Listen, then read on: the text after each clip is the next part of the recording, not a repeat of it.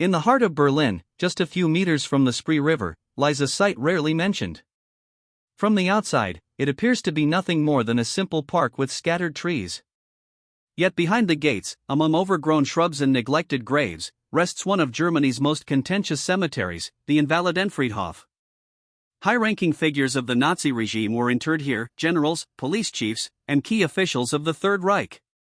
Some remain underground, others were exhumed, some abruptly, others in secrecy. For decades, the cemetery was closed, sealed, and erased from maps, not out of forgetfulness, but out of fear. These graves became gathering points for extremist groups. Some were vandalized, others monitored. Some were simply removed. Yet the cemetery never fully vanished. Hidden exhumations, unauthorized tributes, anonymous headstones, and bodies moved without consent ensured it remained a point of tension. Each grave carried conflict, each name held risk. What seemed buried continued to evoke unease. The invisible cemetery. What is the Invalidenfriedhof, and why was it hidden? Situated in central Berlin near the Spree River, it looks from afar like a mere garden. Behind its fences, however, amid twisted branches and disordered tombs, lies one of Germany's most uneasy burial grounds to confront. For generations, it housed high-ranking officers of Hitler's regime, including generals, police officials, and key figures of the Third Reich. Some remain there, others were removed quietly or without notice. The site was closed for many years. It was deliberately omitted from city plans, not because it was forgotten, but because it was considered dangerous. These graves attracted Nazi sympathizers. Some were destroyed, others kept under watch. Even after partial removals, they never fully disappeared. The remains and names continued to command attention. Originally built during the Prussian era, the Invalidenfriedhof was long a military cemetery, hosting generations of army officers. With the rise of the Third Reich, it became the final resting place for Nazi leaders. Not all were famous, but each played a role in sustaining the dictatorship. After the war, the cemetery fell into a sort of no man's land. During the initial years of Soviet occupation, Eastern soldiers set up checkpoints nearby. Later, the Berlin Wall cut across the area. Parts became inaccessible, others were destroyed. Plaques were installed, some graves were concreted over. Access was strictly controlled. To the government, the cemetery ceased to exist. Yet, though invisible, the site never lost significance. Eastern secret police monitored it closely, aware that Nazi figures lay buried there, and fearing it could serve as a rallying point. From the 1950s onward, reports circulated of flowers left on anonymous headstones, nighttime visits, and vigil gatherings on anniversaries. License plates and names of visitors were recorded.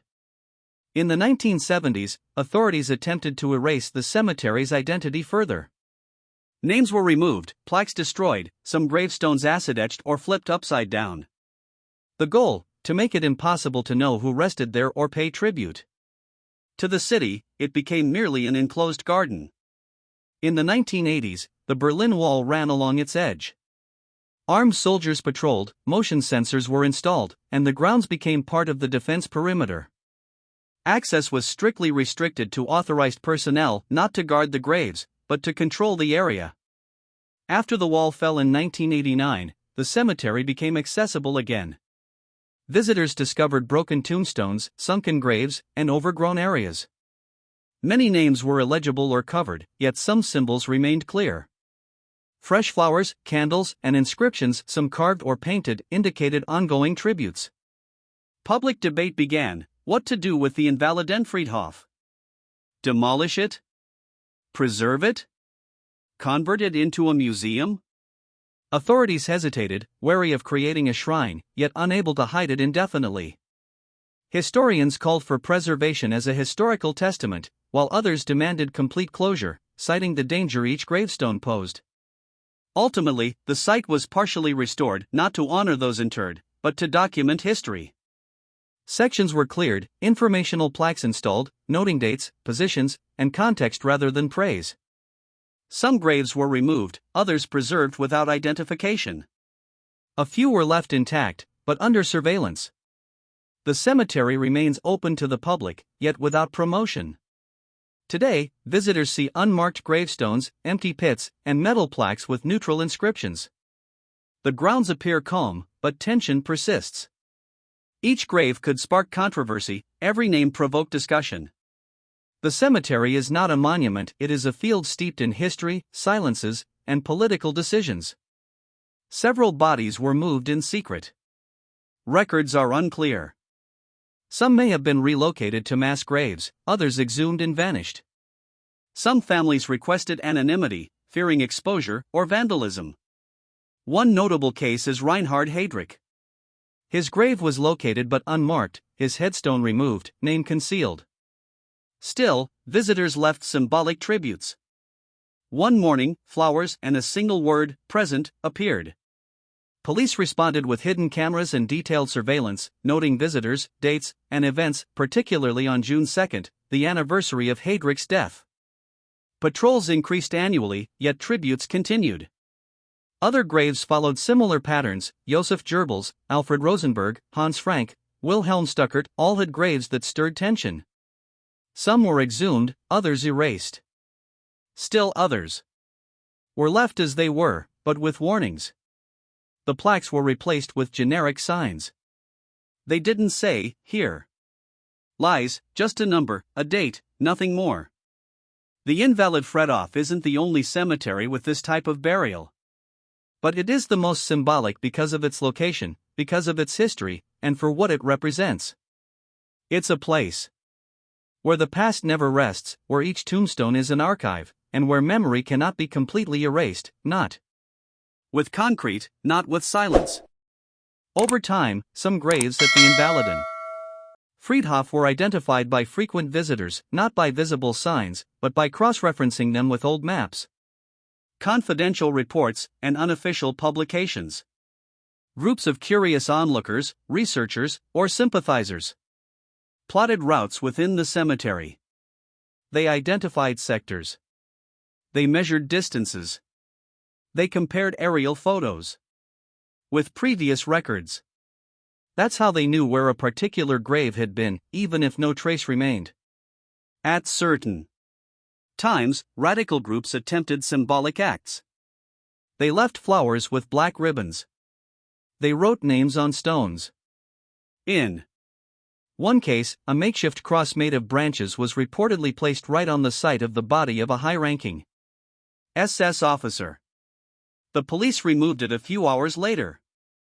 From then on, the spot remained under discreet surveillance. The authorities knew they couldn't prevent people from approaching. The cemetery was open. What they did do was control the information. In official guides, the site isn't highlighted. On tourist maps, there are no icons. At the entrance, a mere neutral plaque explains its history as a military site. It doesn't mention a single name linked to Nazism. For decades, the neighborhood residents tried to stay on the fence. They knew what was there, but preferred not to talk. Some said they heard footsteps at night. Others said they saw lights. Occasionally, groups dressed in black would stop in front of specific areas. They didn't make a sound. They just watched. Sometimes they took photos, then they left. They never left a trace. The most compromised graves were modified. Some were completely flattened. Others were surrounded by artificial vegetation so they wouldn't be noticeable from the outside. In several cases, benches were installed right on top, so anyone arriving at the site wouldn't see a grave, but a space to sit. Beneath the wood, the coffin remained. During a restoration carried out in the 1990s, the foreman found fragmented skeletal remains in unrecorded areas. There were bones mixed with disturbed earth. They didn't know if they belonged to old graves or if they were the result of undocumented transfers. In one case, military buttons bearing the Reich eagle were found. They were stored in boxes. They were never displayed. The Ministry of the Interior then ordered a review of the funeral archives. They wanted to know exactly who was still buried there. The task was complicated. Some records were in poor condition. Others had been lost during the war. There were cards with names but no coordinates, dates with no location, codes with no explanation. The reconstruction took months. At the end of the report, it was confirmed that at least 30 important figures of the Nazi regime were still buried there. Some graves were empty, others were incomplete. In some cases, only minimal remains remained. It was not clear who had disturbed them. Speculation arose from relatives, opponents, or even authorities who acted without leaving a trace. An internal order restricted access to certain areas. Technically, the cemetery remained public, but some paths were chained off. Notices in German were posted reading area under maintenance. This was a way of keeping curious onlookers away without directly prohibiting them from entering. A balance was maintained, neither hidden nor promoted. The media avoided touching on the subject for a long time. Only a few specialized magazines mentioned the cemetery. They did so cautiously. They spoke of controversial graves of a sensitive site. They didn't name the dead. They didn't show images. The mainstream press ignored it completely. It was as if the place didn't exist. At the same time, foreign publications emerged revealing new information. A British investigation included an aerial photo taken in 1945 which clearly showed the original layout of the cemetery. It included names and dates. When compared with the current view, it was clear which graves had disappeared and which remained. This revived international interest. In response, the German government issued a brief statement. It stated that the invalid Friedhof was a historic site under supervision and that current legislation was respected.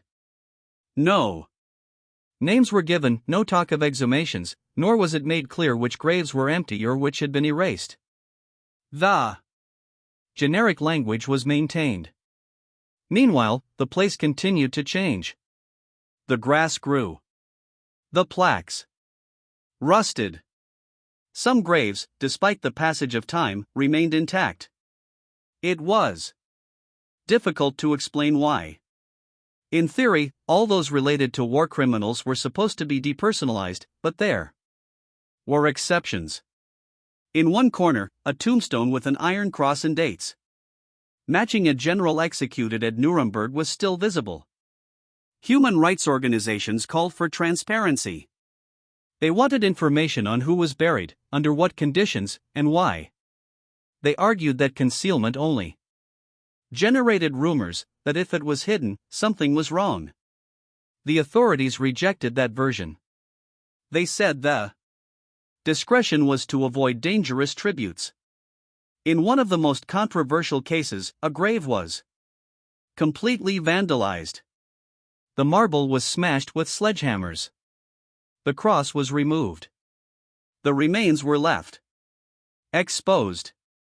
An investigation was launched. No one was found responsible since then. It was decided to cover the area with earth and plant bushes on top. Today, no one would know there had ever been a grave there. The invalid in Friedhof remained like this, like a half-field, neither completely public nor completely secret, neither open nor sealed.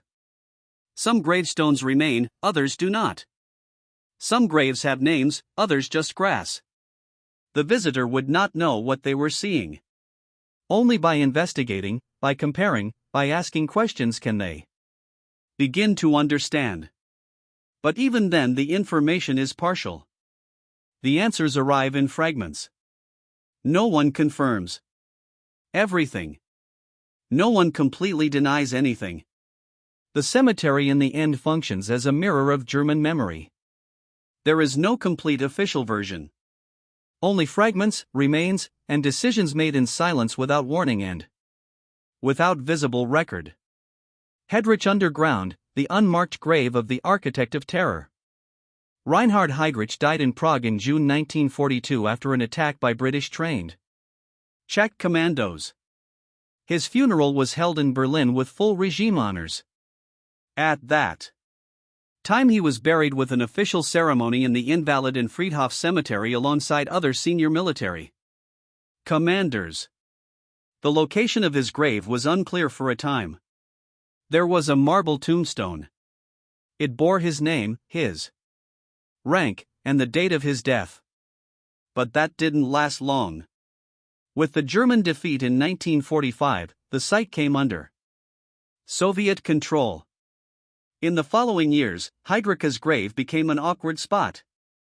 He wasn't just another soldier. He was one of the organizers of the final solution. His name carried too much weight.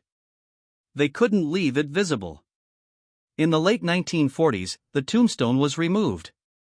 No one said why. It wasn't made public.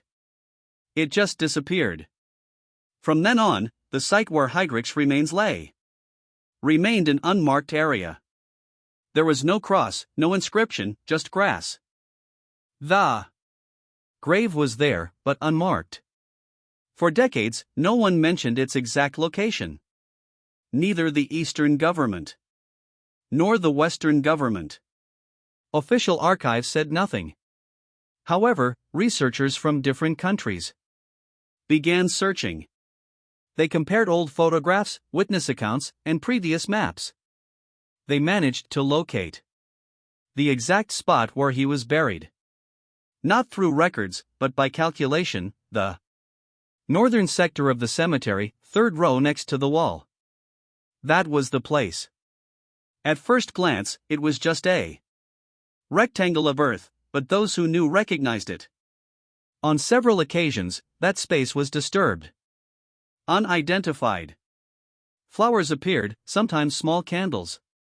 Once a handwritten, unsigned note read, "We do not forget." The police quietly removed everything. No announcements were made. No information was given. It was routine, a silent protocol.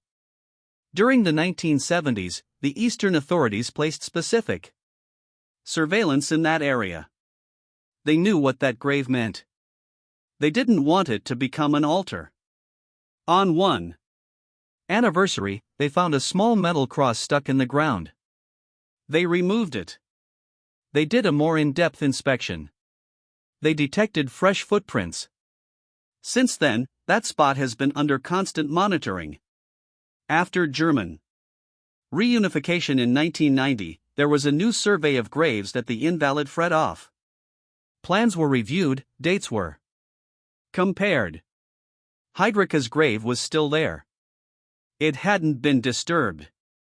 The remains hadn't been moved, but the authorities decided not to reinstall the tombstone. The site remained as it was. Smooth earth, unmarked. In 2000, a group of journalists investigated the situation. They visited the cemetery. They took photographs. They conducted interviews. They confirmed what many suspected, that the grave was intact, just unmarked. They published an article. It said that Reinhard Heydrich was still buried in Berlin, but that his grave was invisible. There was no official response. In the following years, new incidents occurred. In 2012, a person was arrested for placing a red rose on the exact spot where the remains lay. He had no identification. He didn't explain anything. He was released hours later. The incident was recorded. Surveillance was reinforced, but the flow of discreet visits didn't stop. One of the government's decisions was to leave the grounds without any special maintenance. Thus, the grass grew just like the rest of the cemetery. There were no visible differences, but those who knew the facts knew what was there. Police reports continued to pile up, none with names, only physical descriptions and dates. In 2014, the cemetery underwent a general restoration. Weeds were cut, paths were cleared, walls were repaired. In that process, Heydrich's grave was respected. It wasn't touched. No earth was disturbed, but nothing new was installed either. It remained the same, flat, covered with grass. The Historic Sites Oversight Committee debated whether to place a plaque with informative information, not as a tribute, but as a context. The proposal was rejected. They argued that any sign could be used by extremist groups. They preferred anonymity, visual oblivion. Although everyone knew it was impossible to erase completely. In 2016, an updated map of the cemetery was leaked. It listed Heydrich's grave with an alphanumeric code. It didn't mention his name, but cross-referencing confirmed its location. That file circulated among researchers. It was cited in academic publications. Since then, it has been assumed to be confirmed. However, in 2019, an unexpected event occurred. An unknown group desecrated the grave. At dawn, someone moved earth. The surface was broken. They were unable to fully open the pit, but the intent was clear. The police arrived at dawn. They sealed the area. They issued no statements. The Ministry of the Interior later confirmed that there had been vandalism. They said the remains had not been disturbed, that the grave would remain sealed, that surveillance would be strengthened. Since then, night vision cameras and motion sensors have been installed, all silent, no visible plaques, no advertisements. Reinhard Heydrich remains buried in Berlin underground, without a name, without a cross, but under constant surveillance. His grave is one of the most protected in Germany, not out of respect, but out of fear that it might become a symbol. Because even today his figure divides and his memory continues to generate conflict. After the attempted desecration in 2019, authorities decided to take further measures at the cemetery. One of them was to hide direct access to Heydrich's grave. Park benches were moved to that area, placing them right on the ground. From then on, anyone who sat in that spot did so unaware that the remains of the head of the Reich Main Security Office lay beneath. The surveillance system was updated. Thermal cameras were added. Ground sensors alerted anyone walking along that specific area at night. The patrol wasn't in uniform. They wore civilian clothes. They walked naturally, but they knew exactly where to watch. They didn't speak to visitors. They just observed. If they saw anything out of the ordinary, they reported it immediately. During World War II commemorations, that part of the cemetery was temporarily fenced off. Signs were posted saying area closed for maintenance. No one was allowed to approach. Workers passing by were ordered not to linger. They were to cut the grass without looking. They were to avoid any prolonged contact with the site. The case files remain sealed. Decisions about Heydrich's grave are made internally. No minutes are published. No announcements are made. Any modification is recorded as a generic gardening task. This way, no trace is left behind. The caretakers rotate. They are not always the same. This way, no one accumulates too much information. A German researcher managed to interview a former official from the Heritage Department. He confirmed that the government knows exactly where the grave is. He confirmed that they have no intention of removing it. He said that moving those remains could generate a public discussion that they don't want to open. They prefer it to remain as it is, silent, buried, nameless. Heydrich's descendants have not made public complaints. They are known to live outside the country. They have never requested the transfer of remains. Nor have they requested any signage. Their silence has been interpreted as part of the implicit agreement. Don't move. Don't point out. Don't honor. Leave everything on hold, as if it didn't exist. In the immediate vicinity of the grave, some new tombstones were installed with common names. They aren't original graves. They were placed there to divert attention. To anyone looking at the cemetery map, it will look like a normal area. But beneath those generic names, there are no bodies. They are just stones placed to cover awkward gaps. One of the internal reports notes that this technique has worked. It deters the curious.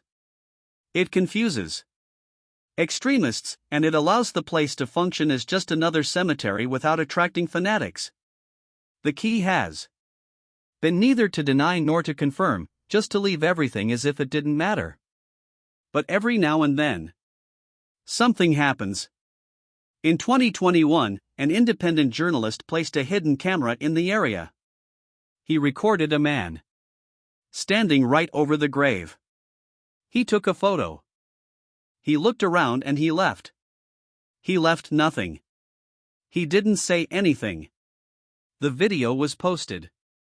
In less than a day, it was deleted from all platforms.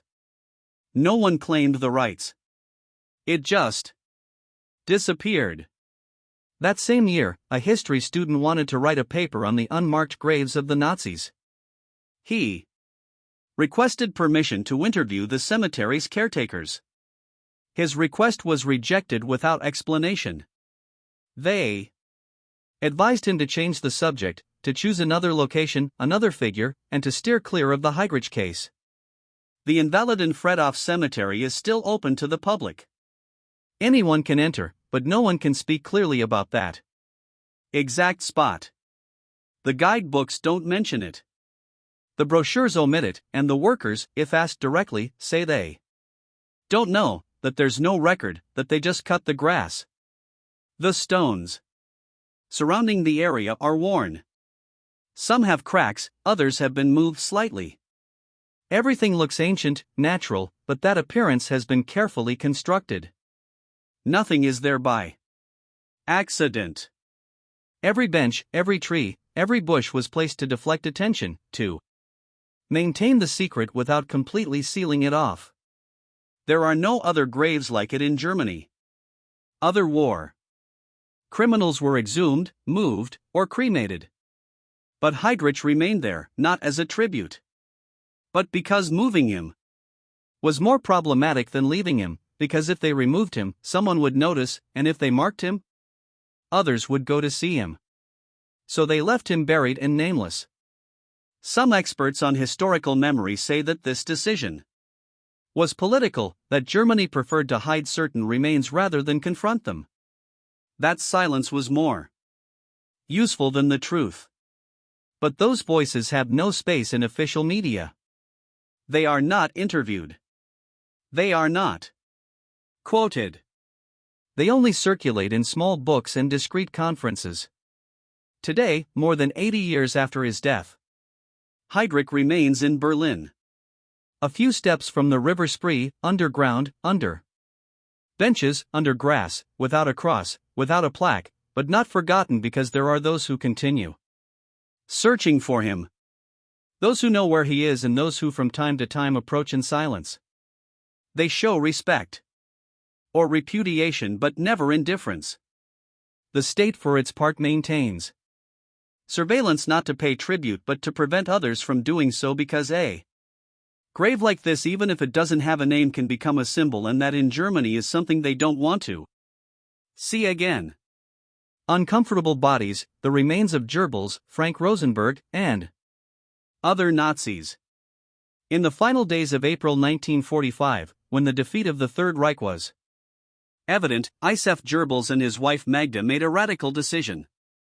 They would not allow their children to live in a world without Nazism. They gave them poison one by one. Then they went down to the Chancellery Garden and committed suicide. Goebbels's body was burned, but he was not completely reduced. Remained, bone fragments, pieces of skull. Everything was collected by the Soviets. Those fragments were taken to a special facility in East Berlin. There was no public record. They were classified under code. Over the years, Goebbels's remains were stored alongside other bodies from Hitler's inner circle. No one knew exactly where. The same thing happened with Martin Bormann. Although for decades it was believed he had escaped, his bones appeared in 1972. During construction work near Lyoto Station. DNA analysis confirmed they were his. He had been dead since 1945. He was buried in secret. Hans Frank, one of the main perpetrators of the extermination in Poland, was hanged after the Nuremberg trials in 1946. His body, like that of the other condemned men, was cremated. The ashes were thrown into a river. There was no grave. There was no headstone. The decision was intentional to prevent their graves from becoming places of worship for sympathizers. The same happened with Alfred Rosenberg. His execution was immediate after the sentencing. His body was also cremated. The Allied authorities knew the symbolic power a grave could have.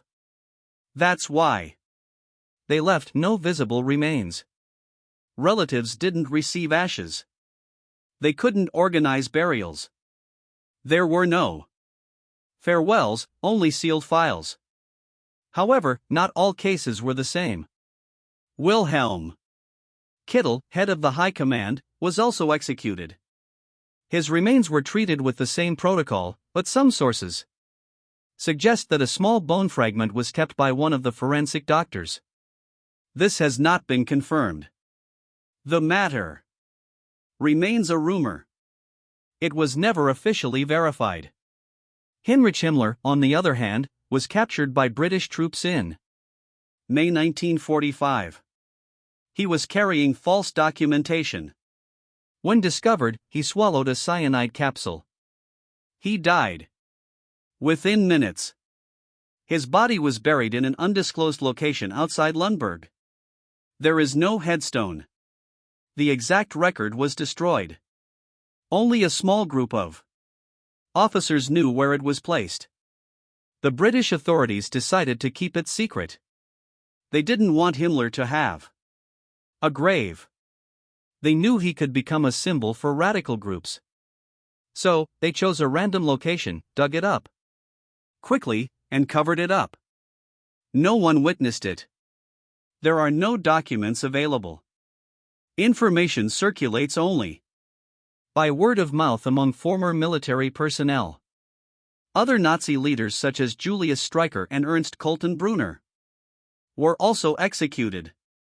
Their bodies followed the same protocol. Cremation, ashes removed, no burial, but in some cases deviations are suspected. Reports indicate that Colton-Brunner's dental remains were stored for medical reasons. This has not been publicly verified. For decades, historians have tried to reconstruct the fate of these bodies. They have reviewed military archives, medical reports, and soldiers' testimonies. Much information remains classified. Some countries, such as the United States and the United Kingdom, still restrict information about the handling of Nazi remains. They say that disclosing it could encourage pilgrimages or revive ideologies. In Germany, the debate over what to do with existing graves remains ongoing. For example, the grave of Albert Speer, architect of the regime and minister of armaments, is still visited. It is located in Heilberg. It was not disturbed. Sometimes it receives flowers. No one knows who left them. But they appear every year on the same day. Schar was convicted in Nuremberg, but not executed. He served 20 years in prison and died in freedom. That's why his grave wasn't hidden. It's in a public cemetery, unguarded. But there are cameras. The city council discreetly monitors visits. If they detect organized meetings, they intervene. Other cases, such as that of Karl Donitz, Hitler's nominal successor, after his death, also generate controversy. Donitz died in 1980. He is buried with his family in northern Germany. His grave is modest, but some visitors leave symbolic objects. The local government has tried to minimize the site, but it cannot legally eliminate it. Over the years, graves of regime members hidden under false names have been discovered. Families changed surnames. They modified inscriptions. They avoided mentions of the past. But in some cases, researchers have managed to identify the true identities. When things are made public, flowers or graffiti often appear. One of the most problematic places was the Munich cemetery. The remains of high-ranking SS officers were buried there. The police noticed that on certain anniversaries, small groups came to leave candles or insignia. They made no noise. They only placed symbols. The city council decided to intervene. They covered several gravestones. They didn't remove them. They just covered them with earth and vegetation. On other occasions, excavation was necessary. During highway expansion works or housing construction, remains of soldiers identified as party members have appeared. Some with medals, others with hidden documents. Laws require reporting, but this isn't always followed. Some cases are resolved quietly. As the years pass, the number of identified graves decreases. Many cemeteries were reorganized. Others were abandoned. But intelligence services continue to update databases on possible memorial centers. They have maps, lists, and photographs, not for dissemination, only for monitoring. Germany maintains a clear policy not to allow the glorification of Nazism. This includes avoiding any type of burial that could be used as a symbol. Therefore, when a name appears in a cemetery, its history is reviewed. If a link to crimes is confirmed, action is taken. Not always with excavation, sometimes just with surveillance. In many cases, official records on the graves of Nazi leaders have disappeared, not by accident. They were intentionally eliminated after the war. Some Protestant and Catholic churches responsible for managing cemeteries in different German regions were notified by Allied military authorities to avoid documentation that might attract the attention of sympathizers or provoke unwanted gatherings. In the 1950s, an increase in visits to suspicious graves was detected in Bavaria. Small groups, always discreetly dressed, came during the early morning or late evening. They carried no banners or sang.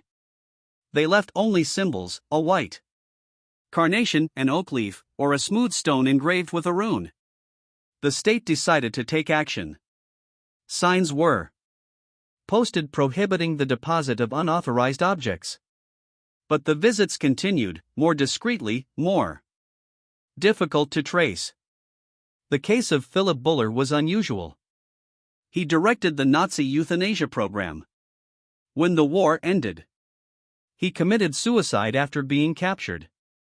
His body was buried in a mass grave. No sign. Years later, investigators found the medical record of his admission. He was identified, but the exact location of his grave remains unknown. The cemetery was urbanized. It became a park. Nothing was left in sight. Dr. Leonardo Conti, another high-ranking medical official of the regime, also took his own life in his cell, awaiting trial. His remains were returned to his family. He was buried in Berlin. Over the years, the tombstone was removed. The grave still exists, but it is unmarked. Grass covers it. No one cares for it. Sometimes a dry bouquet appears. No one asks. No one answers. In the Berlin State Archive, there are internal reports on the surveillance of unmarked graves. Some documents mention sporadic visits on key dates: April 20th, January 30th, May 1st. The cameras installed capture individuals who do not look at other graves. They walk straight to the point. They stop. They remain silent, then they leave, always alone. Never the same face twice. When the mass graves were discovered around Berlin, some remains were analyzed. Teeth belonging to high-ranking officers were detected, but by government decision, the analysis was not continued. They were re-irried unidentified. The priority was to avoid any public association with specific names in the regime. The case of Odilo Blobachnik was another of the most uncomfortable. One of those directly responsible for the extermination in the eastern camps, he committed suicide in 1945 after being arrested by British troops. He was buried in secret. But an error in the transcription of the medical report led to the identification of the site years later. There was pressure to remove it. But the authorities decided to cover the space with earth and vegetation. Today, it looks like any other green area. Franz Stangl, commander of Soiber and Treblinka, was arrested in the 1960s and extradited. He died in prison shortly after his confession. His body was returned to his family. It is said that he was buried in Brazil, but there is no confirmed information. No one has located the grave. Some believe he was cremated, others that he was buried under another name. The Brazilian government has not commented.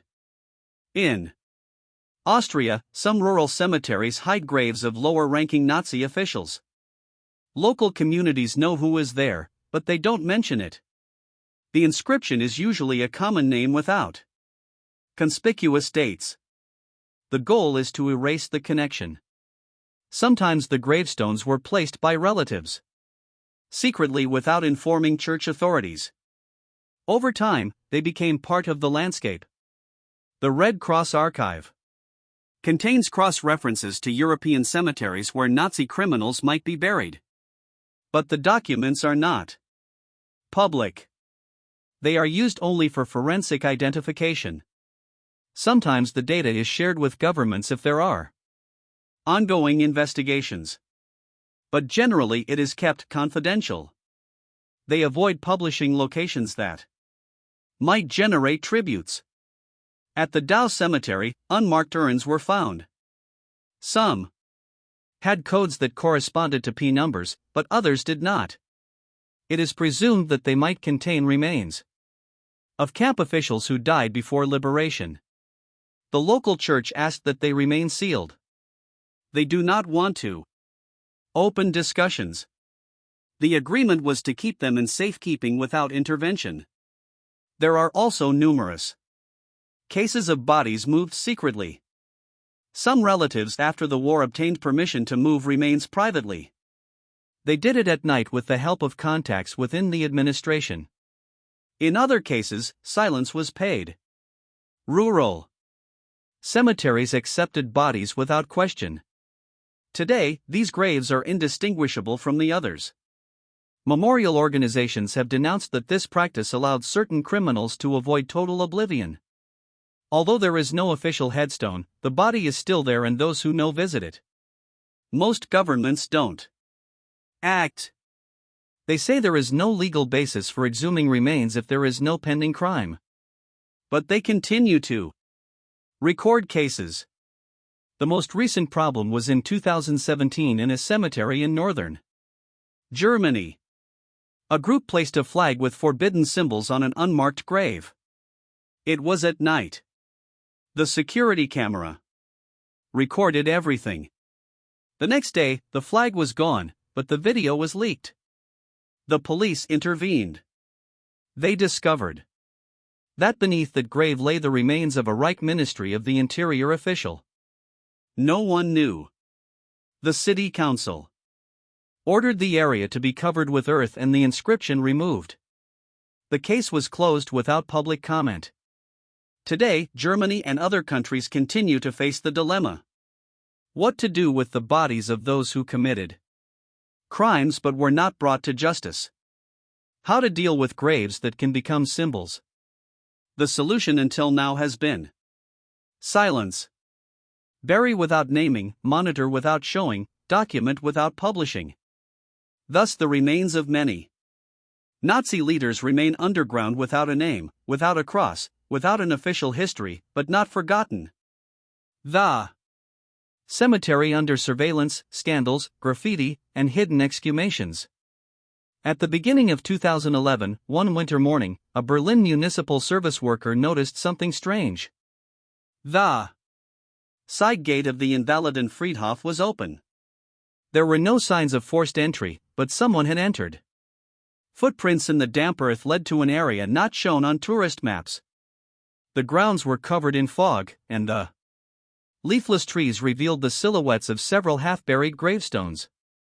Upon arriving, the employees saw that one grave had been disturbed. The earth was removed in a block as if dug with precision. The gravestone had no visible inscription, only a rectangular slab covered in moss. But upon closer inspection, he noticed signs of recent activity. Bootprints, discarded surgical gloves, a broken flashlight, and a half-buried black bag. He called the police. When the officers arrived, the entire area was cordoned off. There were no witnesses. The nearby cameras had been out of service for weeks. A preliminary report indicated that the skeletal remains beneath that grave had been partially exposed. They were incomplete. Parts of the skull and limbs were missing. According to inside sources, they belonged to an SS officer buried unnamed after the war. The authorities decided to keep the case hush-hush. There was no press conference, only a classified archive note. But in the following days, independent journalists began investigating. They contacted former cemetery caretakers. One of them, who asked not to be identified, confirmed that the area had been a subject of interest for decades. According to him, in the 1990s, a far-right group had tried to place a commemorative plaque at that very spot. It was removed at dawn. No one was arrested. There are reports of other silent interventions in the Berlin Senate archives. In 2002, a camera captured 3 people walking along the area of the inner wall of the Invalidenfriedhof. They were carrying large backpacks. They were there for 46 minutes. Then they left. The next morning, a metal cross was found, partially buried between 2 bushes. There was no name, only a symbol, a swastika scratched out in red paint. In 2007, surveillance was stepped up after graffiti was discovered on an uninscribed tombstone. The message read, "Here lies the traitor." The police removed the graffiti in less than 6 hours. The grave in question was located next to the canal. According to old records, it belonged to a colonel who died in 1945 from war wounds. It is unknown whether he directly participated in the regime's crimes. But it wasn't only ideological extremists who were interested in the cemetery. In 2015, a group of urban archaeologists requested permission to scan the subsoil of the Invalidenfriedhof using radar technology. They wanted to detect possible unidentified remains. The request was denied. However, they carried out part of the work from the outside, taking advantage of an area where the perimeter wall had collapsed. They detected at least 4 rectangular cavities at a depth of 1 m. There are no official records of these graves. On another occasion in 2010, a military history student photographed several gravestones partially covered by vegetation. Upon enlarging the images, he detected a hand-engraved symbol, a headless eagle with outstretched wings. He reported it to the cultural authorities. Days later, the stone disappeared. The student returned to the site. In its place were disturbed earth and dried leaves. There was no official explanation.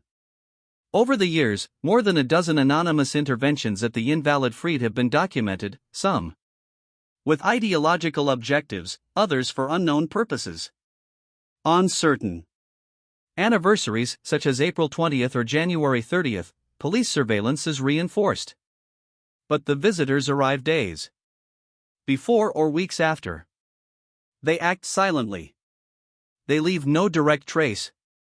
Only minimal signs: a dried flower, a carved stone, an unlit candle. Internal reports from Berlin security forces include notes of sporadic gatherings around the canal. Small groups stopping in front of the wall. They observe. They take photographs. They don't cross the gate. They don't enter the cemetery, but their behavior is recorded.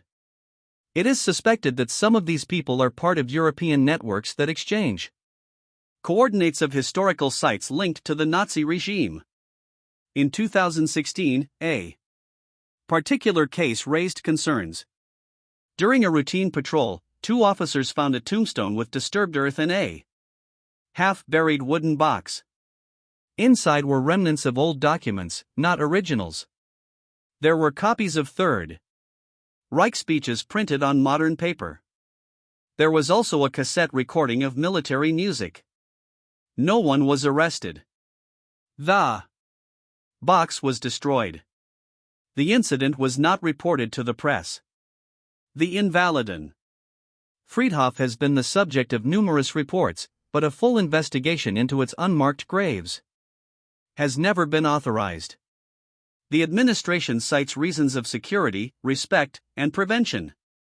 They say any excavation could spark a political conflict. Therefore, the cemetery remains a frozen space of memory. It is cleaned, pruned, and maintained, but it is not dug up. It is not inspected. No new information is published.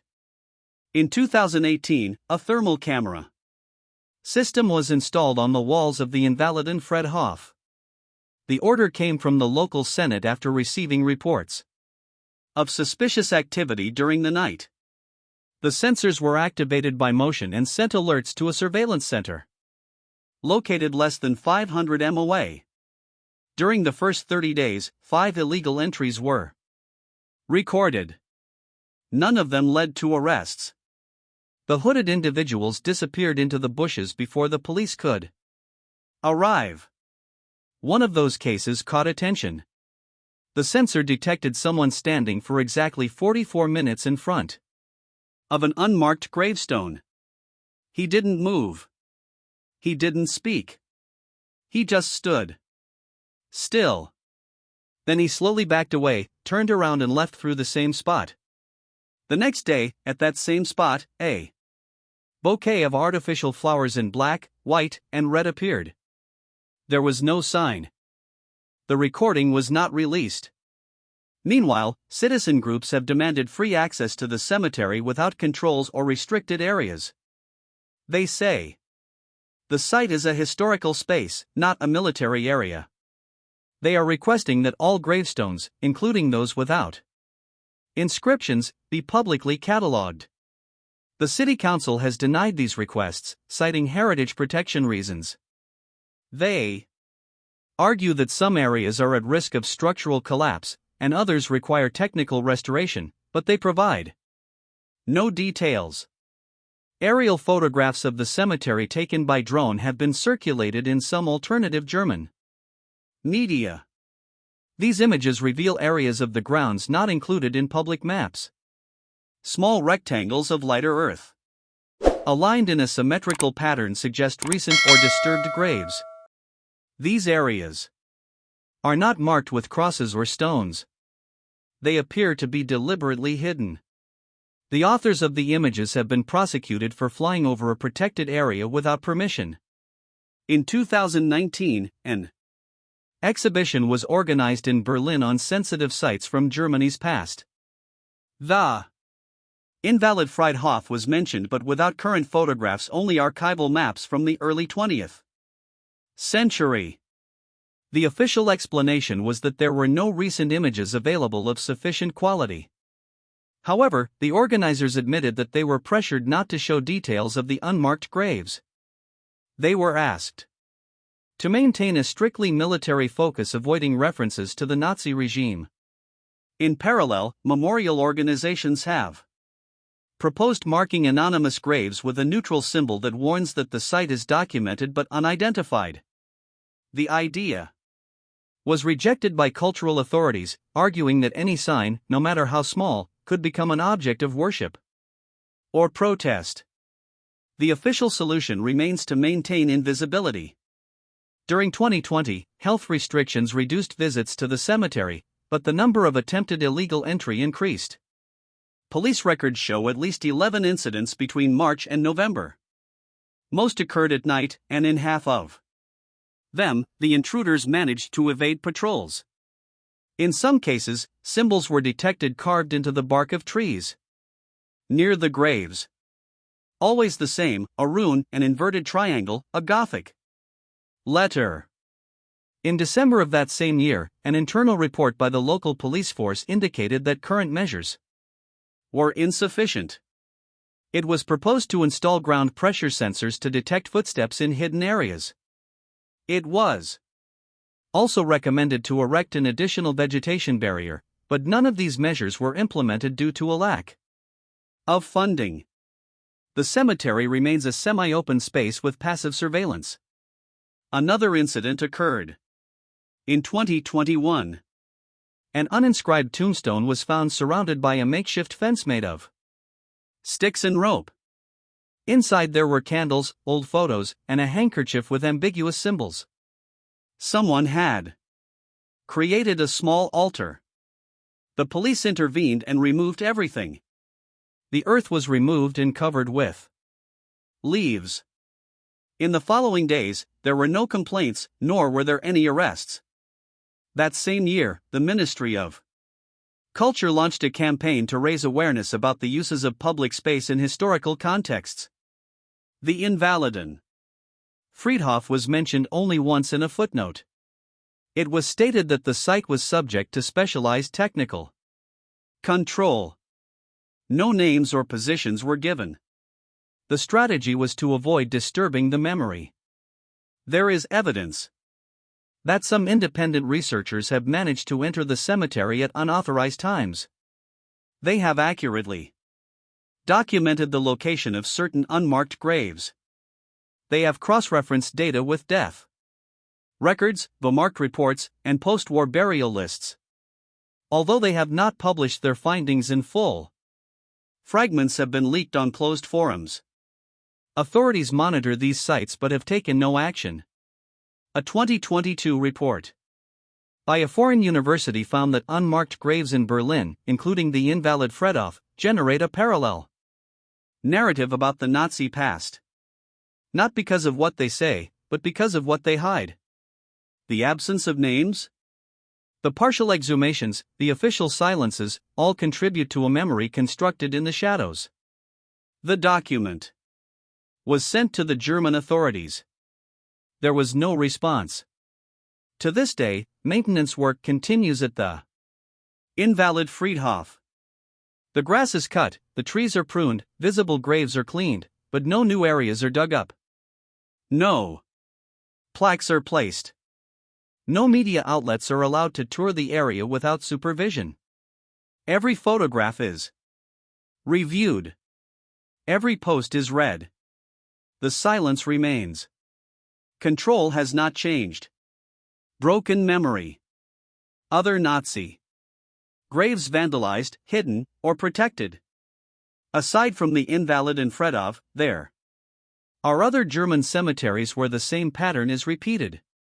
Graves linked to the Nazi regime remain hidden, deteriorated, or under surveillance. In each case, the institutional response has been different. Some were removed without warning. Others remain silent, unmarked, and a few preserved under historical justification. One of the most talked about cases occurred in Wunedel, Bavaria. There, Rudolf Hess was buried in 1987 after his death in Spandau prison. The grave began to attract visitors. On specific dates, hundreds of people came to pay their respects. Candles were lit. Flowers were placed, some performed the forbidden salute. For years, the situation was monitored by the local police. But in 2011, the owners of the land and Hess's family decided to end the cult. The grave was exhumed, the remains cremated and thrown into the Baltic Sea. The space was left empty. It was covered with gravel. No signs are permitted. In Hamburg, the Olthof Cemetery houses the graves of several Third Reich leaders. Some were vandalized, others remain unmarked. In 1998, graffiti was discovered on Alfred Jodel's grave. Local authorities cleared the site. Shortly afterward, a fence was erected to prevent uncontrolled access. Jodel's name was removed from the tombstone. Only one uninscribed stone remains. No visible information is available, but activists and supporters continue to locate the exact location using old maps. In Stuttgart, the Veldhof Cemetery has graves of former Gestapo officers. Some remain intact. Authorities claim that the names inscribed there do not appear on lists of proven crimes. That is why they have not been removed. However, in 2014, a group of investigators revealed that at least 2 of those officers were linked to deportations. The information was not denied, but no action was taken either. The graves remain in place. They are kept discreet. There is no visible surveillance, but the area is monitored. In Dusseldorf, an unmarked grave in the northern cemetery was illegally opened. In 2017, a metal box containing papers and medals from the Nazi era was found. No human remains were found. The objects were confiscated. No one claimed ownership. The grave was resealed. Since then, the site has been closed to the public behind a low fence. There is no indication of its contents. The municipal archives are keeping the case confidential. Another case occurred in Kassel. There, the grave of a former camp commander was damaged twice. First with red paint, then with acid. The stone was beyond repair. It was decided to remove it, but a new inscription was not authorized. The ground was leveled, and sod was laid. Only a circular mark in the grass betrays that something was removed. There is no plaque, no names, no flowers. In Leipzig, the Southern Cemetery preserves the grave of a propaganda ministry official. In 2008, a cultural organization requested to place an explanatory sign. The goal was to contextualize who he was and what role he played. The proposal was rejected. The tombstone remains unchanged. Every year in November, someone leaves a candle on it. There are never any witnesses. The visitor is never identified. The management of these graves generates tensions between historical memory, legality, and individual freedom. In some cases, relatives of the deceased have claimed that their dead have the right to be remembered without interference. They argue that not all were tried, that some died in combat, that their graves should not be desecrated. The authorities respond that when symbolic use for ideological purposes is detected, they are obliged to act. In many cities, the solution has been to do nothing. To let time erase the traces, let vegetation cover the tombstones. Let rain wear away the names. But in other cases, public pressure has forced decisions, as in Augsburg, where the grave of a close associate of Himmler was dug up and moved without warning. The site was reassigned. There is no trace of the previous burial. In Frankfurt, a military cemetery contains the remains of soldiers identified with the regime. There, the rule is not to place symbols. The gravestones indicate name, rank, and date of death. There are no specific crosses. No decorations are allowed. Visits are permitted but are monitored. On sensitive dates, security is reinforced. Authorities keep records of those who enter these areas. This information is not published. The general policy is to act only when there is public awareness or a risk of sympathizing. If a grave remains forgotten without visitors or symbols, it is likely that no one will intervene. But if someone places a flower, a candle, an insignia, or a phrase linked to the regime, the protocol is activated. In many cases, the response is immediate cleaning, removal, sanction. In others, they act cautiously. They wait. They evaluate. There is not always consensus. In rural areas, there are cemeteries where the graves of former Nazi Party members remain visible with full names and dates. No one touches them. No one visits them. Neighbors know about them, but they don't comment on them. Only when someone from outside arrives do the alarms go off. The authorities ask that people avoid pointing fingers, not mentioning them, not publishing images. The strategy remains silence. In Bremen, a gravestone dedicated to a former Waffen SS officer was removed after being graffitied for 3 consecutive years. The local council cited maintenance reasons, but residents knew there was political pressure. The site was covered with earth and is now part of the cemetery's pedestrian path. There are no markings. There are no vestiges. In Dresden, a grave with symbols associated with National Socialism was noticed by a tourist in 2016. He posted the image on social media. The photo went viral. Authorities acted within a week. The gravestone was removed. The surrounding area was cleaned. A new slab was laid without symbols or names. The incident was not officially acknowledged, but since then, inspections have become more frequent throughout the area. In Hanover, the grave of a former camp commander remained undisturbed for decades. But in 2020, a group of students presented research demonstrating his direct role in mass executions. The news reached the press. The cemetery became a site of debate. Soon after, a fence was erected around the area. Then the tombstone was covered over and finally the name was erased. The space remains closed.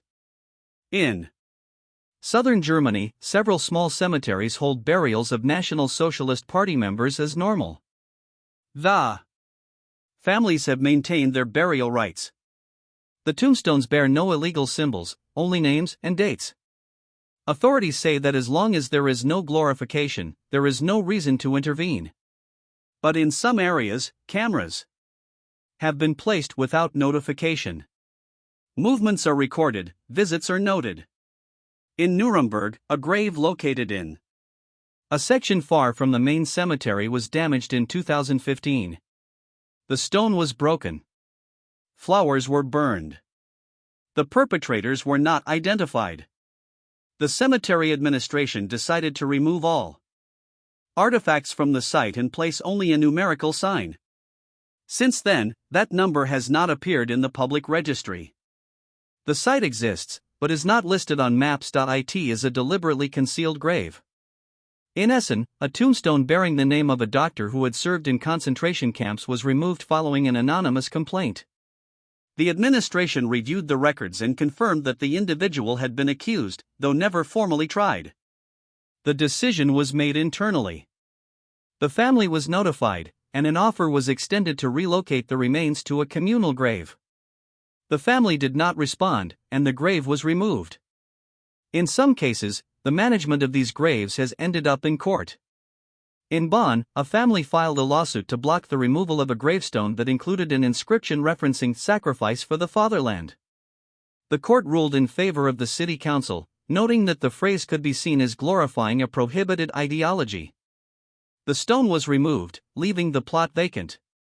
In Cologne, a citizens group promoted an initiative to document all graves of individuals connected to the Nazi regime. They sought to create a public archive, requested funding, and proposed collective mapping. The proposal was rejected. Authorities argued that such information could be misused. The project was never realized, although some of its data circulates in private networks.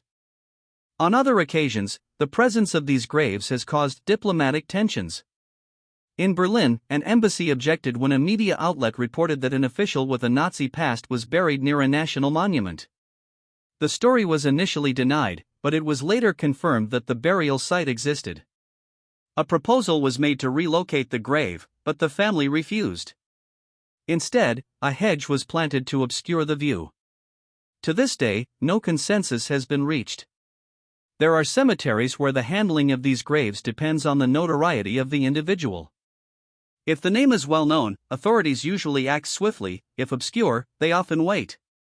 Some sites are left to natural decay, stones topple, names fade, memory diminishes. In other cases, oblivion never arrives because someone leaves a flower, a candle, or a photograph. Then history re-emerges. Debates have erupted across multiple regions about how to treat these sites. Some advocate for removal, others for preservation with historical context, and some for leaving them untouched. The balance is fragile. Each grave is distinct, every name a decision. No universal rule exists, no consistent policy. Meanwhile, surveillance continues, visits are monitored, entries recorded. The past remains present. Even when unspoken, denied, or hidden, history is not erased by stone, silence, or soil. It is concealed, transformed, dispersed, but it endures. In Germany, beneath layers of grass, cement, or gravel, traces persist of an era that never fully vanishes. Every nameless grave, every removed headstone, every sealed plot is a memory that cannot be entirely buried.